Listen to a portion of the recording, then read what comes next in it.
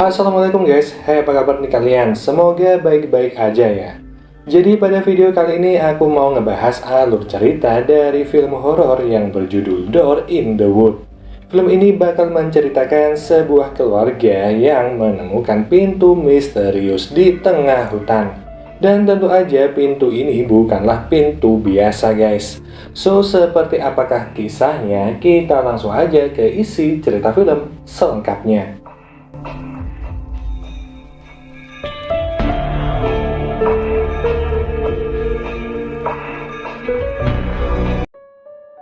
Cerita dimulai dengan diperlihatkan keluarga Ethan. Mereka terdiri dari sang ayah bernama Red, si ibu bernama Evelyn, dan anak mereka yang bernama Ken. Mereka baru aja pindah ke suatu kota terpencil dan masih dalam proses beres-beres rumah. Di pagi itu, Evelyn lagi ngebuat rak kayu dan menggantungnya di dinding rumah. Dengan hati-hati dia menata beberapa patung koleksinya di rak tersebut, yang mana di saat bersamaan Evelyn menerima pesan. Pesan itu datang dari suaminya yaitu Red. Red mengabarkan kalau baru aja dia dapat pekerjaan di suatu sekolah, yang mana Red ini bekerja sebagai tukang kayu. Dan di saat itu dia lagi ngurusin bawahannya untuk prosedur pekerjaan. Karena hal itu, Evelyn diminta agar menjemput Ken saat pulang sekolah nanti. Dan kebetulan banget, sekolahnya Ken ini adalah sekolah di mana Red bekerja. Evelyn pun pergi ke sekolah Ken dan di sana dia bertemu dengan Red. Setelahnya, saat mau menemui Ken, Evelyn bertemu dengan ibu kepala sekolah. Evelyn pun berterima kasih sama ibu kepala sekolah karena bukan hanya udah menerima Ken untuk sekolah, tapi ibu kepala sekolah juga udah memberikan pekerjaan kepada suaminya. Kepala sekolah meyakinkan kalau Ken udah mulai terbiasa dengan lingkungan baru di sekolah dan dia percaya kalau Ken bakal betah di sekolah ini. Evelyn pun pergi dan menemukan Ken sedang duduk sendirian di taman sekolah. Evelyn memberi mainan baru kepada Ken saat itu, tapi Ken seperti nggak merasa senang. Saat udah ada di dalam mobil dan mau berangkat, Ken berkata kalau dia benci dan frustasi di sekolah. Dia mengeluh karena gurunya jahat dan teman-teman Ken juga nggak menyukainya. Karena hal itu, Ken merasa selalu mendapat masalah di sekolah. Namun Evelyn memberitahu Ken bahwa dia sama sekali nggak dibenci. Apa yang dirasakan Ken hanya pikiran Ken aja, karena dia belum terbiasa. Tapi Ken tetap bersikeras gak mau pergi ke sekolah lagi. Evelyn pun sedikit membentak Ken dan bilang kalau keluar dari sekolah bukanlah pilihan yang tepat. Selama ini Evelyn dan Red melakukan segalanya agar Ken bisa bahagia, dan Evelyn menyuruh Ken untuk sedikit bersabar. Singkat cerita, saat di rumah Evelyn mendapatkan telepon dari ibunya. Si ibu bertanya bagaimana keadaan Evelyn setelah pindah ke rumah baru. Tapi belum juga menjawab pertanyaan tersebut, bel berbunyi. Saat dicek, ternyata Evelyn kedatangan tamu. Pria itu adalah Juriah. Dia adalah teman lama Evelyn dan kebetulan juga Juriah ini adalah seorang dukun. Juriah memperingatkan Evelyn dan mengatakan bahwa dia harus berhati-hati. Evelyn pun heran dan bertanya apa yang Juriah maksud, dan saat Juriah akan menjelaskan, Red datang bersama Ken. Red membawa pulang Ken lebih cepat karena Ken udah diganggu sama temannya di sekolah. Melihat Juriah, Red pun bertanya ke Evelyn kenapa Juriah ini datang ke rumah. Evelyn mengatakan kalau Juriah ingin memberkati rumah mereka setelah mereka pindahan. Mendengar hal itu, Red menyuruh Evelyn untuk mengusir Juriah. Yang lalu Evelyn pun secara sopan menyuruh Juriah untuk pergi dan kembali lagi minggu depan. Di malam harinya saat di kamar mandi, Evelyn bertanya kepada Red apa yang udah terjadi pada Ken di sekolah. Red pun menceritakan kalau Ken udah memukul teman sekelasnya hanya karena Ken ini merasa diejek. Karena hal itu, Ken mendapatkan skors dan gak boleh masuk sekolah selama 3 hari. Evelyn dan Red pun memberi hukuman tambahan untuk Ken karena hal itu. Ken dilarang main game dan menonton TV selama 2 minggu. Tentu aja hal itu membuat Ken sedih.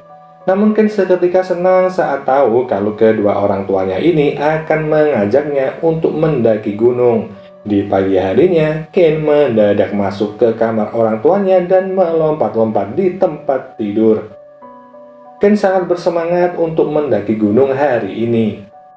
Singkat cerita, saat udah ada di gunung, Red dan Evelyn berbicara tentang keadaan Ken di sekolah. Selain itu, Red juga menunjukkan toko online baru yang udah dia buat untuk Evelyn. Evelyn pun sangat senang melihat hal itu, tapi di saat bersamaan Ken menghilang. Mereka pun langsung berpencar dan mencari keberadaan Ken, yang mana gak lama berselang Evelyn menemukan Ken sedang berdiri dan menatap sebuah pintu yang aneh. Pintu itu cuma ada di sana dan terikat dengan sebuah rantai. Evelyn pun mempertimbangkan membawa pintu itu untuk rumah baru mereka. Red pun setuju dan membawa pintu itu ke rumah. Di rumah, pintu itu dicat ulang dengan warna merah. Akhirnya mereka pun menggunakan pintu itu di sebuah lemari. Setelah 3 hari berlalu, akhirnya Ken kembali masuk sekolah. Saat Evelyn mengambil jaket di lemari, dia mencium bau busuk. Evelyn pun bertanya apakah Ken meninggalkan beberapa makanan di jaket hingga membusuk. Dan setelah Ken menjawab kalau dia nggak melakukannya, Evelyn menyimpulkan kalau bau itu berasal dari sepatu yang lama nggak dicuci. Namun saat Evelyn belanja, dia mendapati banyak banget belatung di sakunya. Tentu aja hal itu membuatnya kaget dan membuang jaketnya saat itu juga. Sedangkan di malam harinya, Evelyn curhat tentang apa yang udah dia alami hari ini. Di sini, Red beranggapan kalau itu adalah ulah Ken dan dia akan bicara dengan Ken akan hal itu.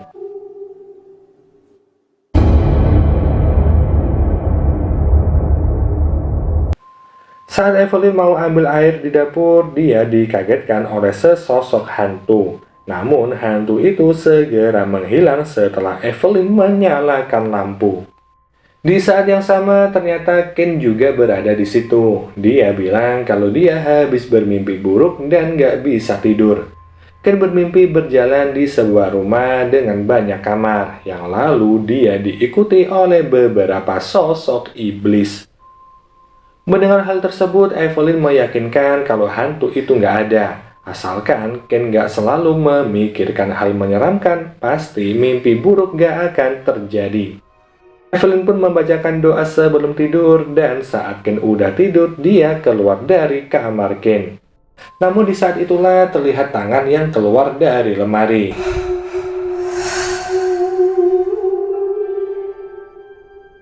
Pagi harinya, Juriah kembali datang ke rumah dan Juriah ini bilang kalau sekarang rumah Evelyn lagi dipenuhi sama energi negatif. Energi itu datang dari arwah gentayangan yang jahat. Juriah juga bilang kalau rumahnya Evelyn ini harus segera diberkati. Gak nunggu lama, Juriah pun melakukan ritual pemberkatan. Dan saat Juriah melihat pintu lemari yang ditemukan Evelyn di hutan, dia bertanya dari mana Evelyn mendapatkan pintu itu. Seketika itu juga lampu mati, dan saat Juriah kembali melakukan ritual, lampu kembali menyala. Sebelum pergi, Juriah menyuruh Evelyn untuk melepaskan dan membakar pintu itu. Ia memperingatkan Evelyn agar hati-hati tentang hal-hal jahat yang udah dibawa sama pintu tersebut. Di malam harinya, Evelyn meminta Red untuk melepas pintu itu. Namun ternyata melepaskan pintu itu sama sekali nggak mudah. Red pun bermaksud untuk melepasnya minggu depan. Pagi harinya, Evelyn pergi ke perpustakaan dan dia bertanya sama petugas tentang catatan supranatural yang pernah terjadi di kota ini. Si petugas lalu menyarankan antara jembatan berhantu, sumur tua, atau anak-anak yang menghilang secara misterius. Evelyn pun memilih catatan tentang anak-anak yang hilang secara misterius. Setelah membaca, Evelyn pun tahu kalau 20 tahun yang lalu pernah terjadi peristiwa anak hilang secara massal. Dan hingga kini keberadaan mereka nggak pernah diketahui. Di malam harinya, Evelyn pun menceritakan ke Red tentang apa yang dia baca di perpustakaan. Red menganggap kalau Evelyn nggak perlu khawatir tentang hal mistis seperti itu.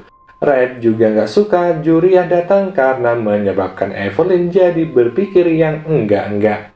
Di pagi harinya, Red mendapati cat dari pintu yang mengelupas. Dia pun memanggil Evelyn untuk melihat hal tersebut, sedangkan saat Evelyn di rumah sendirian, sosok hantu terus berkeliaran di rumah itu. Hantu tersebut memasuki lemari dan menutup pintu. Evelyn yang mendengar suara pintu langsung ngecek ke lemari tersebut.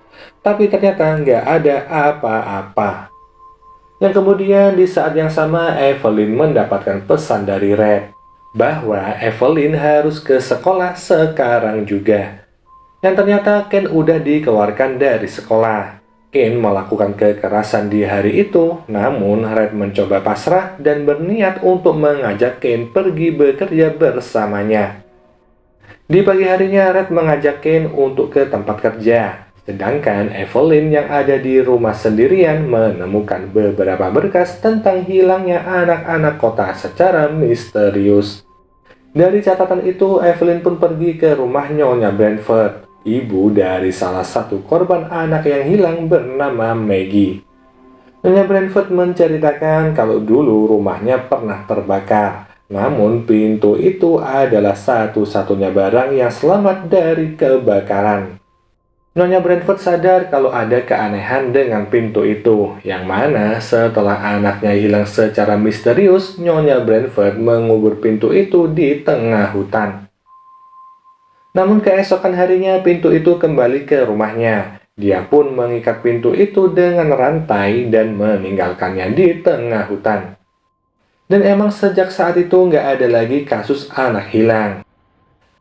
Sementara itu, Red balik ke rumah dan menyuruh Ken untuk tetap di rumah aja. Red pun mengirim pesan ke Evelyn kalau dia udah balik ke rumah dan sekarang Ken udah di rumah menunggu Evelyn.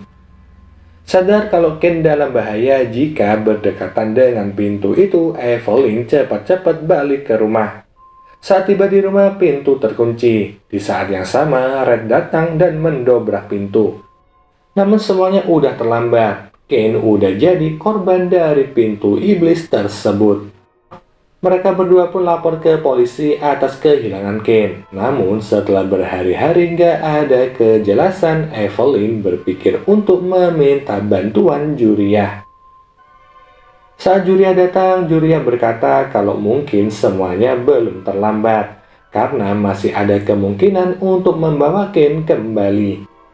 Juria pun menyuruh Evelyn untuk membawa pintu itu ke tempat pertama kali dia menemukannya. Pintu iblis tersebut lalu dibawa ke hutan dan Juria pun memulai ritual. Yang pada akhirnya Juria berhasil berkomunikasi dengan iblis yang udah membawa Ken. Dia pun melakukan tawar-menawar dengan iblis itu untuk membawa Ken kembali.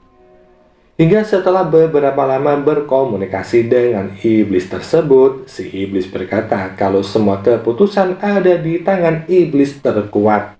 Singkat cerita, akhirnya si iblis terkuat bersedia untuk melakukan negosiasi dan menyuruh Juria untuk menaruh kunci di bawah pintu.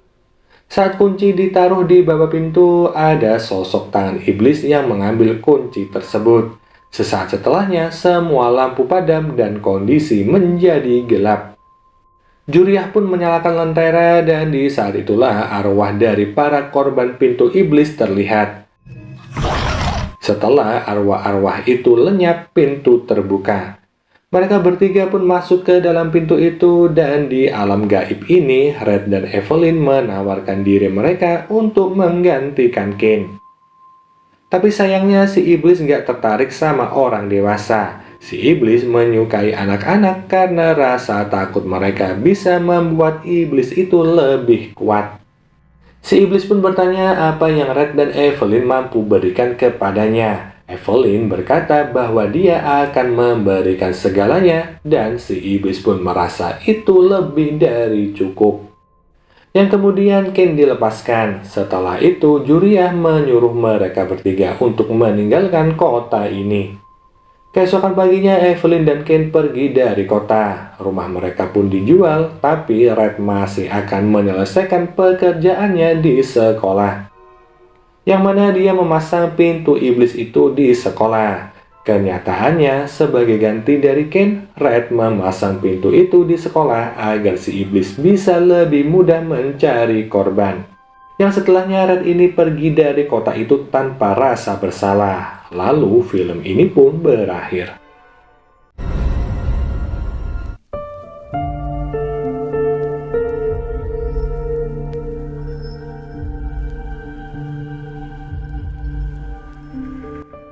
Oke guys, jadi itu tadi adalah seluruh alur cerita dari film Door in the Wood. Pada akhirnya untuk mendapatkan anaknya kembali, pasangan suami istri Red dan Evelyn justru bakal mengorbankan banyak anak-anak dari kota tersebut. So mungkin gini aja ya pembahasan film kali ini. Kita jumpa lagi di video selanjutnya. Wassalamualaikum warahmatullahi wabarakatuh. Bye.